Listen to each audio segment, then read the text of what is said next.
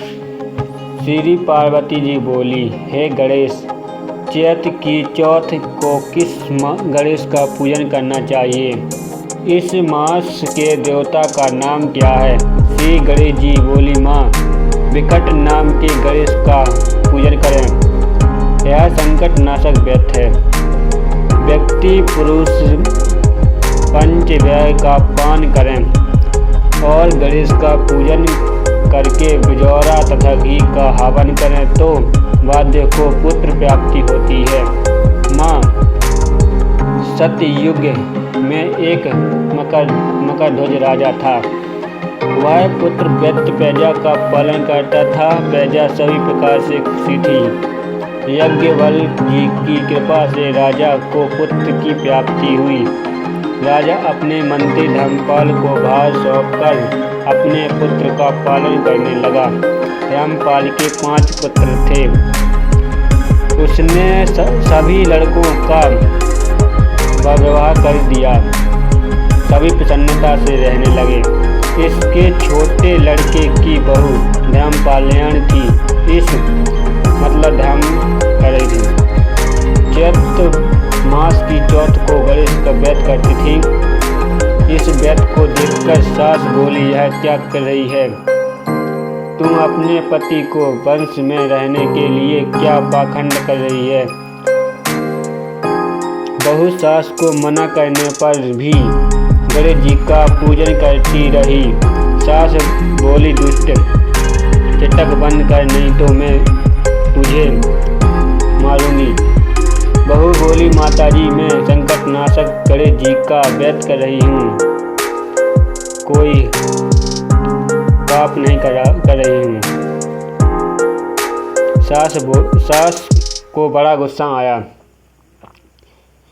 क्या और क्या अपने छोटे बेटे से बोली, पुत्र, तेरी बहू चटक कर रही है। हम नहीं जानते कि कौन गणेश हैं, व्रत क्या है और ये फल क्या देते हैं। यह मेरे मना करने पर भी व्रत कर रही है। तुम इसे खूब पीटा करो। माँ से गुस्सा होने पर पुत्र ने बहू को खूब पीटा।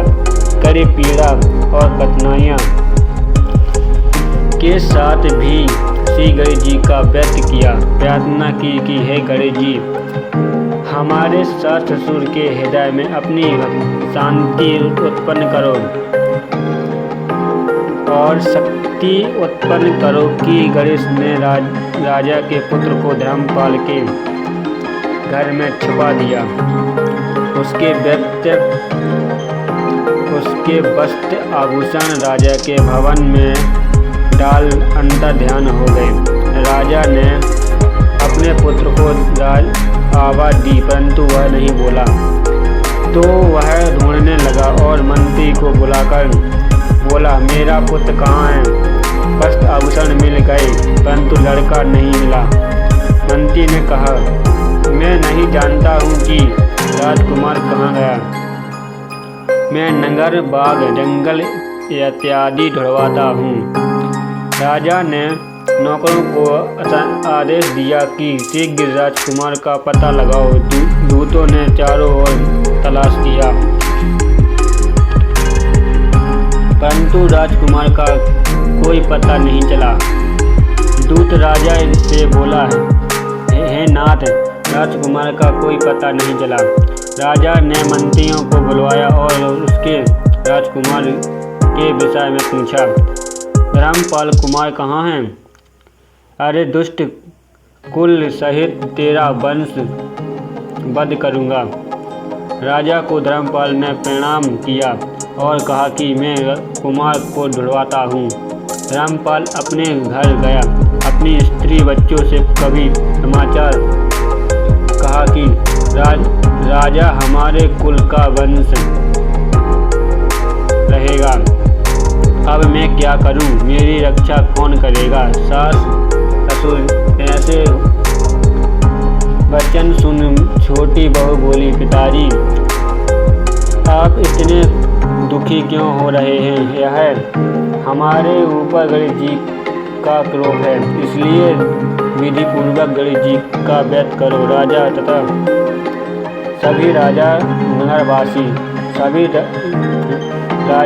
नगरवासी गणेश जी का पूजन व्रत करने लगे तो अवश्य ही पुत्र मिल सकता है। धर्मपाल बोला, बहू तू धन्य है, हमारे वंश का उद्धार कर देगी। गणेश जी की पूजन कैसी होती है? हमारे दुर्भाग्यों को क्षमा कर देंगे और राजकुमार को मिला देंगे। तब सभी ने संकट नाशक गणेश चौथ व्रत किया। राजा ने प्रजा के साथ गणेश जी का व्रत किया। इससे गणेश जी प्रसन्न हुए और सब लोगों के देखते देखते कुमार को प्रकट कर दिया। नगरवासी आश्चर्य में होकर राजकुमार को देखने लगे कि अचानक से व्रत किया और प्रकट हो गए। मतलब कैसे? क्या पाप किया? राजा के मन में हजार प्रश्न उठते हैं कि क्या पाप किया राजा ने और राजकुमार अचानक से गायब हो गए।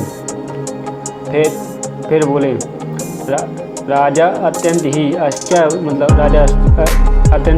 में हो गए और प्रसन्नता को प्राप्त हो गए। मतलब कि प्रसन्नता हुई।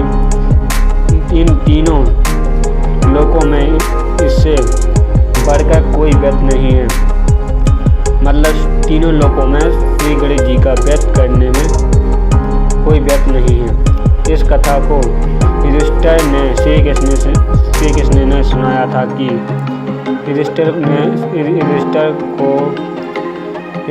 को श्री कृष्ण ने सुनाया था कि चौथ की व्रत कथा करके अपने खोए हुए राज्य को प्राप्त कर सकता है। इस व्रत से हम हर इच्छा पूरी कर सकते हैं। अब मिलेंगे अगले स्टूडियो में, अगले भाग 2 में।